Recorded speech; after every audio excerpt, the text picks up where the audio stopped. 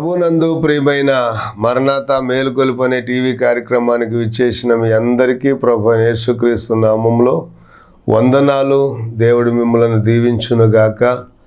మరణాత విశ్వాస సమాజం తరపున మీకు ప్రత్యేకమైన ఆశీర్వాదములు కలుగునుగాక. మరి ఈరోజు మన యొక్క వర్తమానము సందేశము ఏమిటనగా సామెతల గ్రంథము 3వ అధ్యాయము 6వ వచనాన్ని మనం చదివినట్లయితే, సామెతల గ్రంథము 3వ అధ్యాయము 6వ వచనంలో ఏమని రాయబడిందంటే, నీ ప్రవర్తన అంతటి యందు ఆయన అధికారమునకు ఒప్పుకొనుము, అప్పుడు ఆయన నీ త్రోవలను సరళము చేయును. నీ ప్రవర్తన అంతటి యందు ఆయన అధికారమునకు ఒప్పుకొనుము, అప్పుడు ఆయన నీ త్రోవలను సరళం చేస్తాడు అని.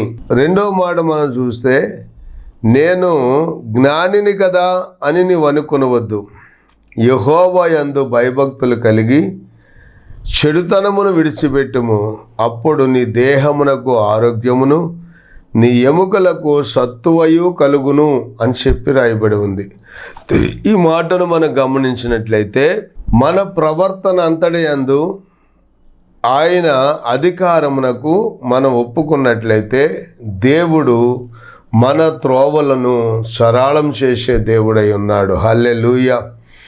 మరి ఈ విధముగా మనం గమనించినట్లయితే, మన ప్రవర్తన అంతటి యందు ఆయన అధికారానికి మనం ఒప్పుకొని ఆయన ఏం చేయమంటున్నారు, ఎలా చేయమంటున్నారు అనేటువంటి ఆ విషయాన్ని మనం జాగ్రత్తగా గమనించినట్లయితే, ఆయన యొక్క నడిపింపుకు, ఆయన యొక్క అధికారానికి మనం ఒప్పుకున్నట్లయితే ఆయన మనలను మన త్రోవను ఆయన సరళం చేసే దేవుడై ఉన్నాడు.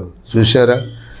మరి ఆయన అధికారానికి మనం ఒప్పుకోవాలంటే, మన త్రోవను ఆయన సరళం చేయాలంటే, కొన్నిసార్లు ఆయన అధికారానికి మనం ఒప్పుకోవటానికి కొంత ఇబ్బందికరమైన పరిస్థితులు ఎదురైనప్పటికీ కూడా ఆయన త్రోవలో మనం ఆయన అధికారానికి ఒప్పుకొని ఆయన త్రోవలో నడిచినట్లయితే చక్కటి ఆశీర్వాదాలు మనం చూస్తాం. బిడ్లారా, చక్కటి దీవెనలు మనం చూస్తాం.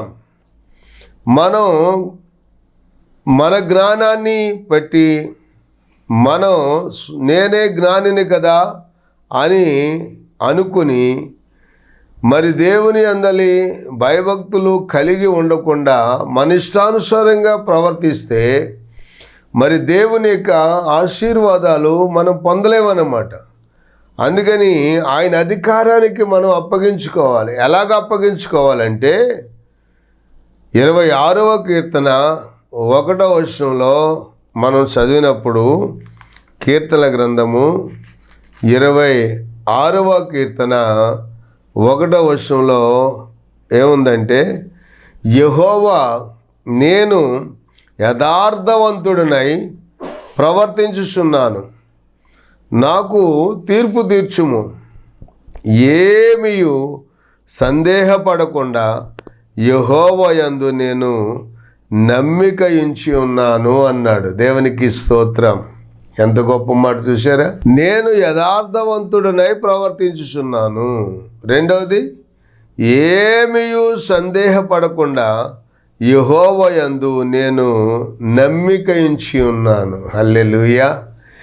ఏమీ సందేహపడకుండా ఆయన చెప్పినటువంటి మాట, ఏం చెప్పారో చెప్పింది చెప్పినట్లుగా చేయటానికి ఏ మాత్రము కూడా సందేహపడకుండా, అనుమానించకుండా ఆయన చెప్పారు అంటే చెప్పిన మాట ప్రకారముగా మనం చేస్తే ఎన్నో గొప్ప ఆశీర్వాదాలు మనం చూస్తాం. అదే ఆయన అధికారానికి మనం అప్పగించుకుంటాం అంటే, ఆయన అధికారానికి మనం లోబడటం అంటే, ఆ అధికారము మన మీద ఏలుబడి చేసినప్పుడు ఆయన అధికారం కింద మనం పూర్తిగా లోబడి మనం పనిచేస్తే ఎంత ఆశీర్వాదమో కదండి. చూడండి, మనం యేసుక్రీస్తు ప్రభువు మొదటి అద్భుతం చేసింది ఎక్కడండి? కానా అనేటువంటి ఊరిలో కదండి.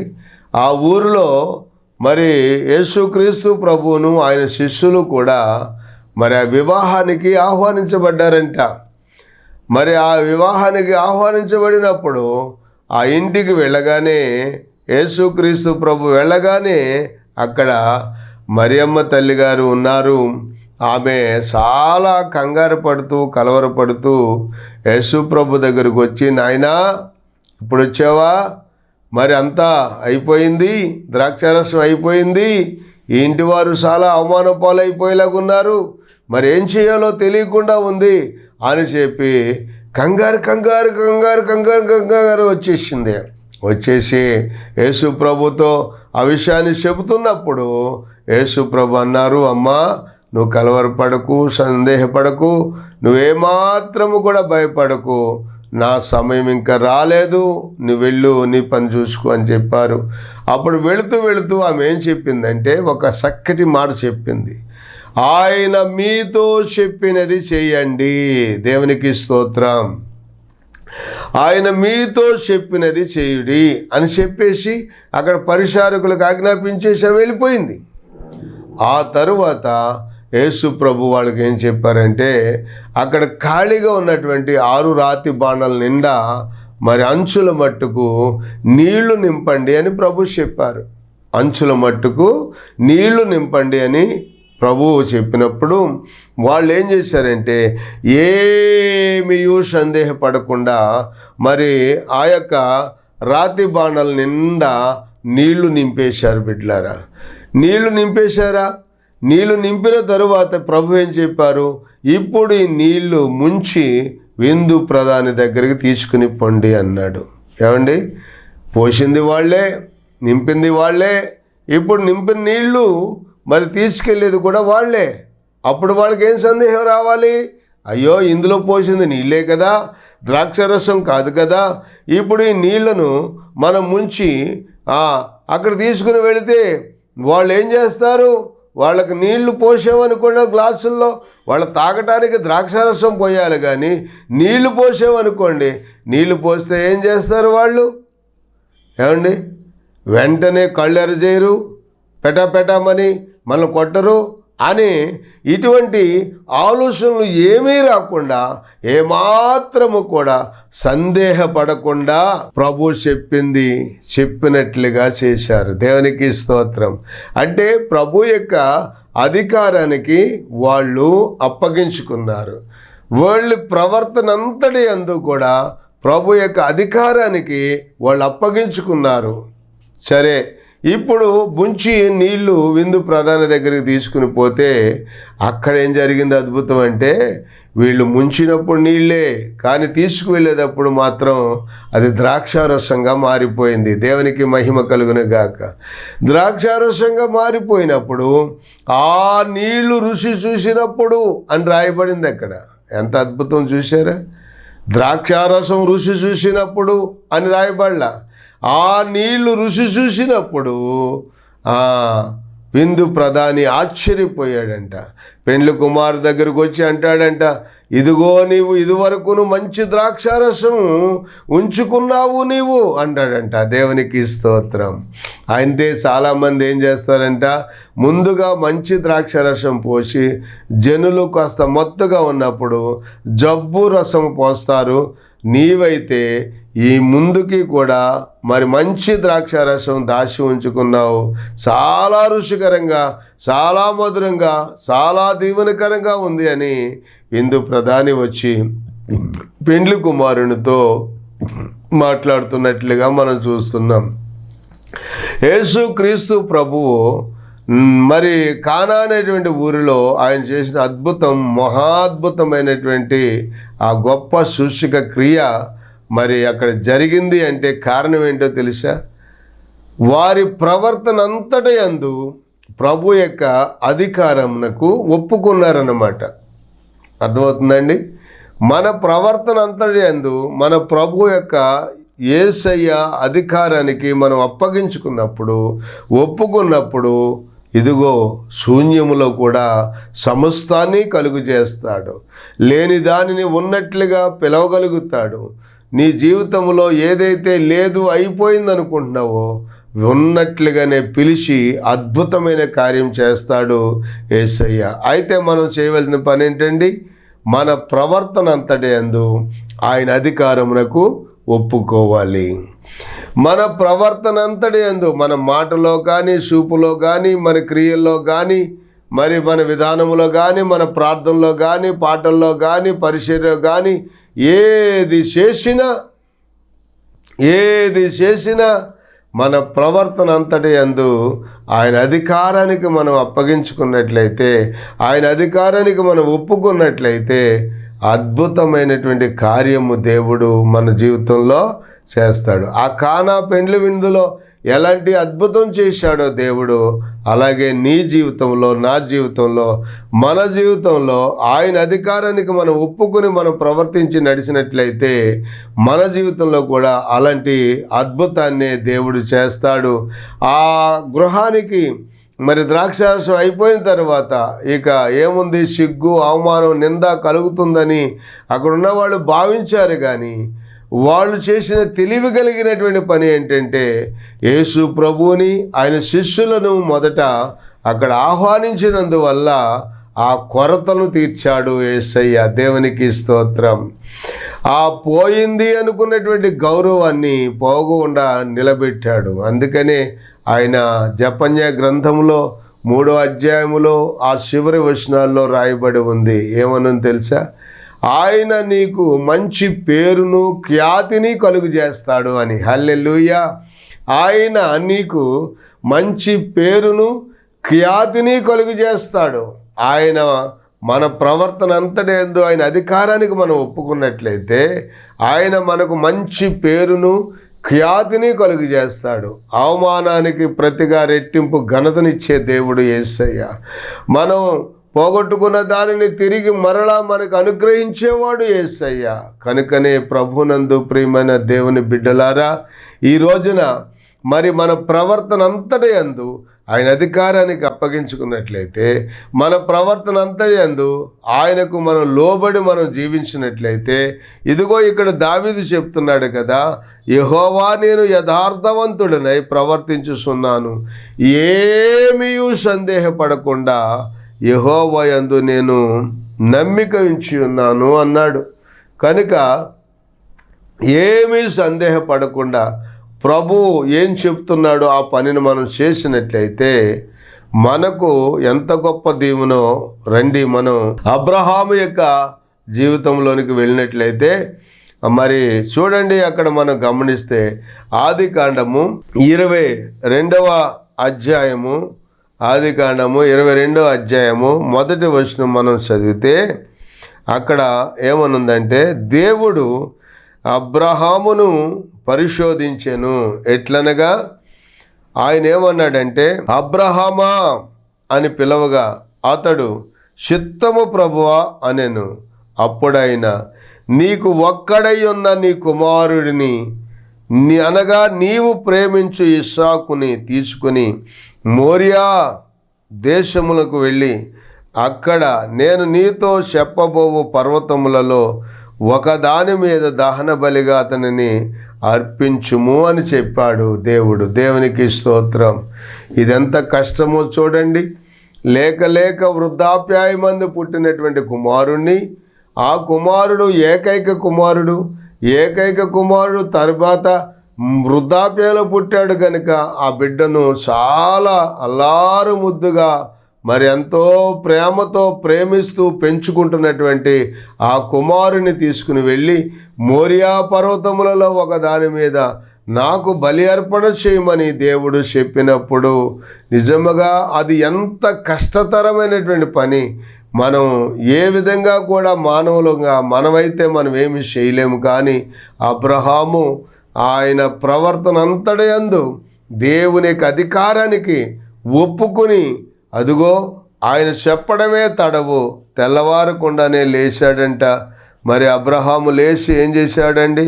మరి తన గాడిదకు గంత కట్టాడు, పనివారిలో ఇద్దరిని తీసుకున్నాడు, తన కుమారుడకు ఇస్సాకుని వెంట పెట్టుకుని దహనబలి కొరకు కట్టెలను చీల్చి లేచి దేవుడు తనతో చెప్పిన చోటికి వెళ్ళాడు అని చెప్పి రాయబడింది. ఎంత సమర్పణ కావాలో చూడండి బిడ్డలారా.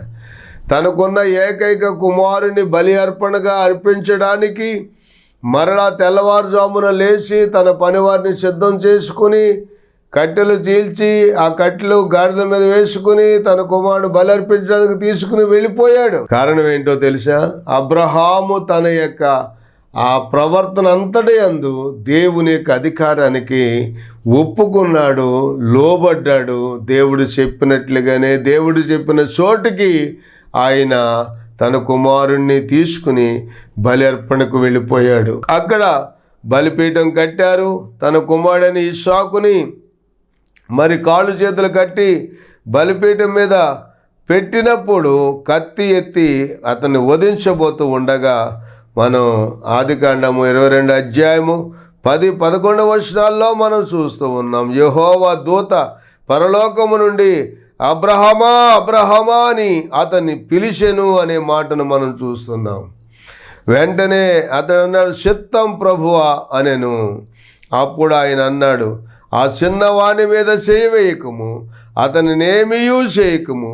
నీకు ఒక్కడై ఉన్న నీ కుమారుని నాకు ఇవ్వటానికి నువ్వెనితీయలేదు గనుక ఇదిగో నీవు దేవునికి భయపడవాడవని నేను నమ్ముచున్నాను అని చెప్పి మరి ఇస్సాకుకు బదులుగా మరి కొమ్ములు తగులుకొని ఉన్నటువంటి పొదలో ఉన్నటువంటి గొర్రె పొట్టేలను తీసుకొచ్చి దాన్ని బలి అర్పించమని చెప్పి దేవుడే సిద్ధం చేసిన అర్పణ మరి ఆయన అంగీకరించిన తరువాత అప్పుడు దేవుడు అంటున్నాడు కదా 16వ వచనం, నీకు ఒక్కడై ఉన్న నీ కుమారుణ్ణి నాకు ఇయ్యటానికి వెనుకదీయక ఈ కార్యము చేసినందున నేను నిన్ను ఆశీర్వదించి ఆకాశ నక్షత్రముల వలె సముద్ర తీరమందల ఇసుక వలె నీ సంతానమును విస్తరింపజేస్తాను.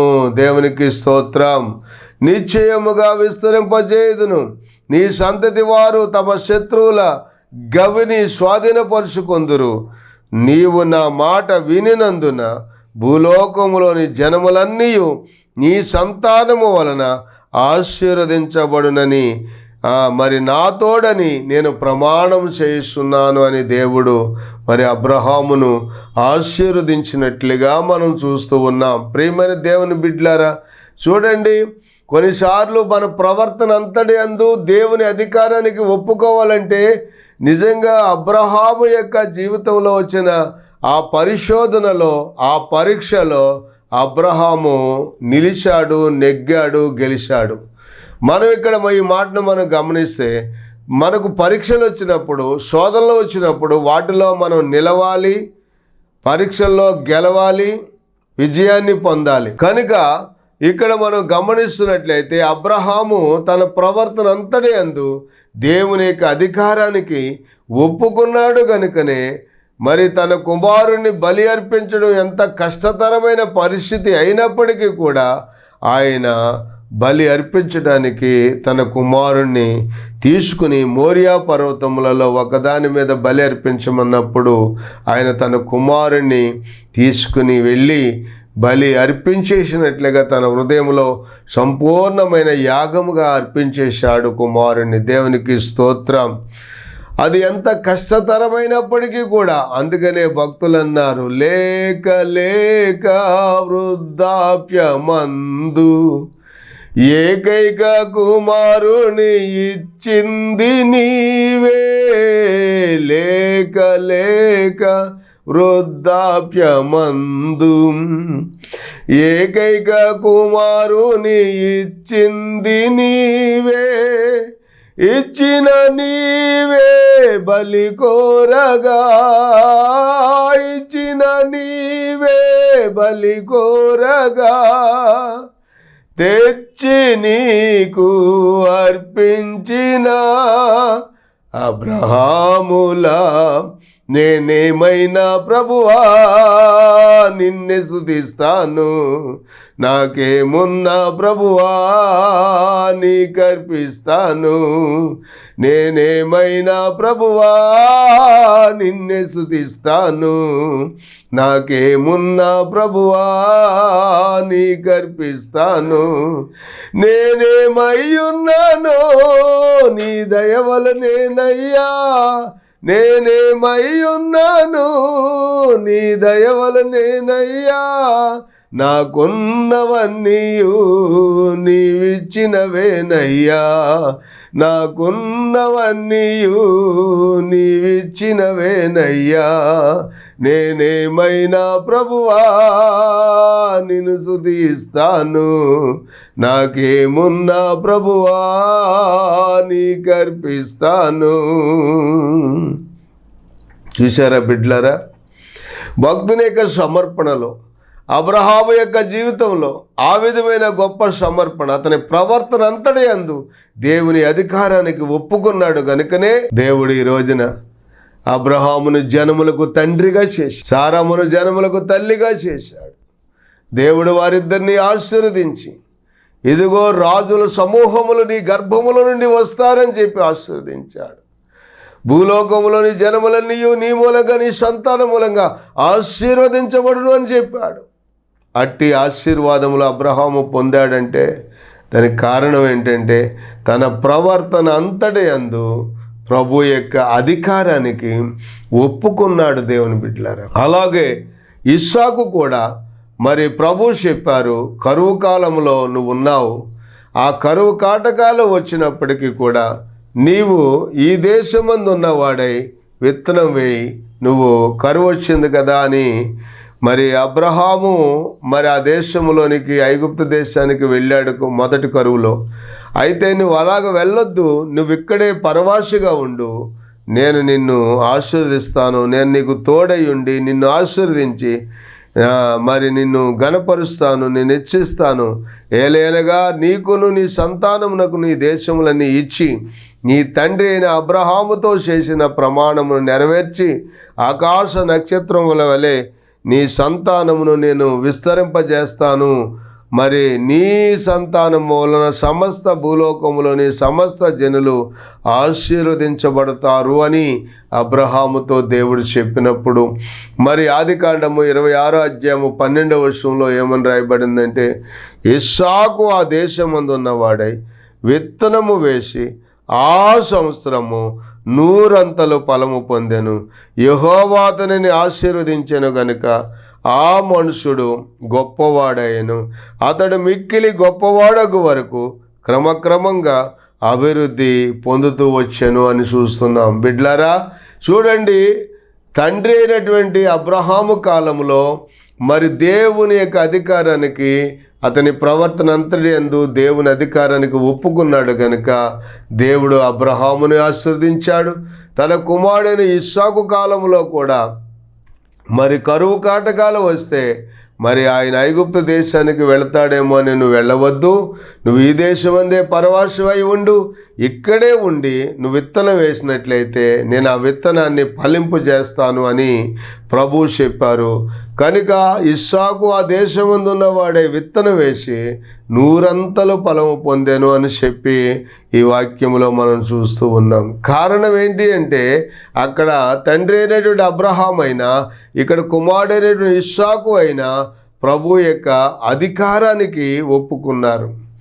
ప్రభు యొక్క అధికారానికి వారు ఒప్పుకున్నారు కనుక, వారి ప్రవర్తన అంతయందు ప్రభు యొక్క అధికారానికి ఒప్పుకున్నారు కనుక చూడండి, మరి దేవుడు ఇస్సాకును కూడా ఆశీర్వదించి అభివృద్ధి పరిచి క్రమక్రమముగా అతన్ని వర్ధల చేస్తూ వచ్చాడు అని చెప్పి మనం చూస్తూ వచ్చాం.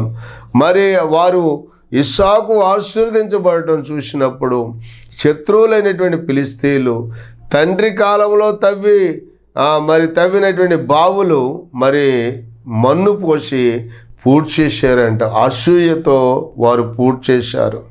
వారు అసూయతో పూర్తి చేసినప్పటికీ కూడా మరి ముందుకు వెళ్ళి ఒక బావిని తవ్వితే అది కూడా మాదే అని చెప్పి అక్కడికి వచ్చి వాళ్ళు జగడమాడితే ఆ బావిని వదిలిపెట్టి మరలా ముందుకు వెళ్ళి మరొక బావిని తవ్వితే అక్కడ కూడా వాళ్ళు కలహపడితే ఆ బావిని కూడా వదిలిపెట్టి ఇంకా ముందుకు వెళ్ళిపోయి అక్కడ మరొక బావిని తవ్వినప్పుడు అక్కడ మరి దేవుడు ఇంకా ఇస్సాకుని అభివృద్ధి పరుస్తాడు అనుకుని మరి ఇస్సాకు అక్కడ ఆ బావికి ఒక చక్కటి పేరు పెట్టాడు.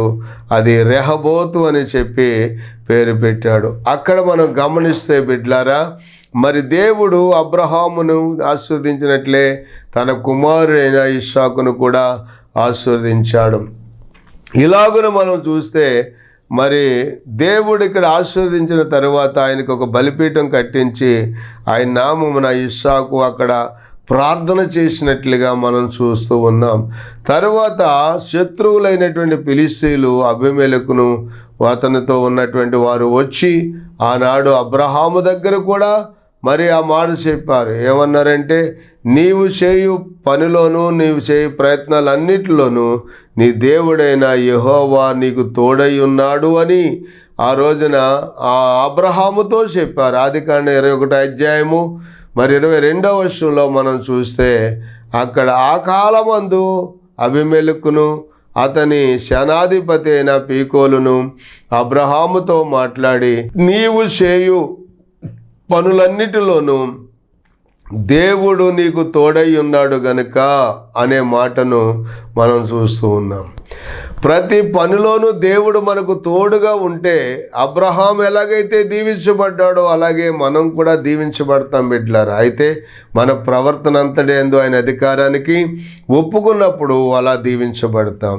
ఇక్కడ ఇస్సాకు కాలంలో కూడా మరి శత్రువులు వచ్చి ఫిలిష్తీయులు వచ్చి మరి ఇస్సాకుతో చెప్తున్నారు.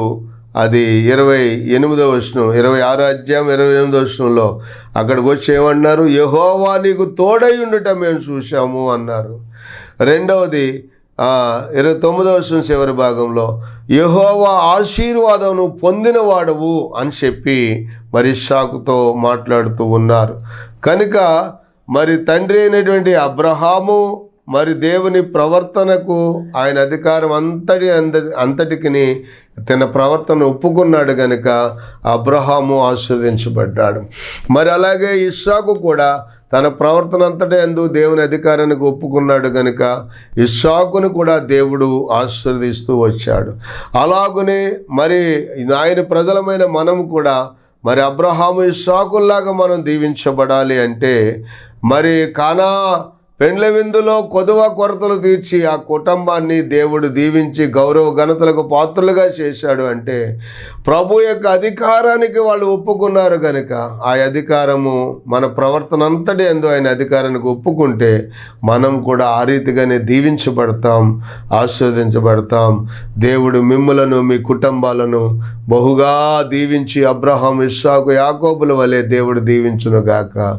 ఆమెన్. ప్రార్థన. తండ్రి మీకు వందనాలు అయ్యా, ఈ వాక్యము వర్తమానము నాయన ఎవరెవరైతే వింటున్నారో ఎవరి గృహాలకు వెళుతున్నదో అయ్యా ఈ టీవీ ద్వారా నాయనా మరి ఏ ఏ గృహాల్లో నీ వాక్యము నాయన ప్రకటించబడుతూ ఉందో ఆ ఇంటి వారిని నాయన వింటున్న వారిని అందరినీ మీరు ఆశీర్వదించండి ప్రభువా.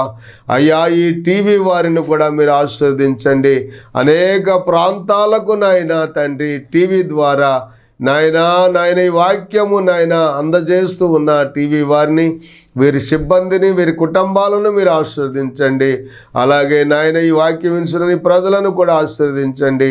మా ప్రవర్తన అంతటిని అధికారానికి ఒప్పుకొనుచున్నాం. మమ్మల్ని ఆశీర్వదించండి, సేవా పరిచర్య వర్ధల చేయండి. యేసు నామములో ప్రార్థిస్తున్నాం పరమ తండ్రి. ఆమెన్. దేవుడు మిమ్మల్ని దీవించునుగాక. ఆమెన్.